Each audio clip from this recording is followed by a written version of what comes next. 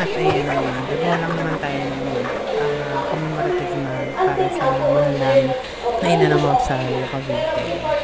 So, ayan. So, nilagay muna natin yung tape, yung thermal tape.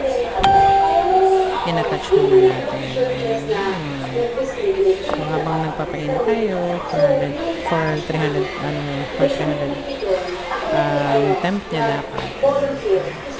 Nilagyan na natin, diba? So, habang mag-iintay tayo, dinilagyan natin yung print out at saka ng thermal tape. Idikit muna natin para ready na pagtatas natin yung sa iyo.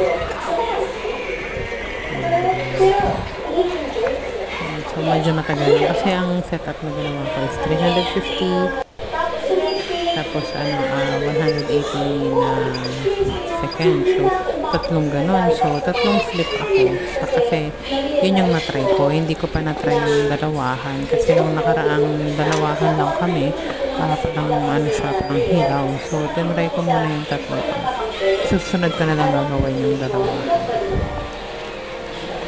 So, tapos, yun naman. Tinanggal na natin. Pinalamig muna konti. Pero mainit pa rin talaga. Kasi excited ako eh. Pwede naman mamaya na lang eh. Ayan, so, kita nyo naman. Meron ka ng commemorative mo na pontifical coronation ng ating mahal na ina. Thank you. God bless you. Thank you, mahal na ina.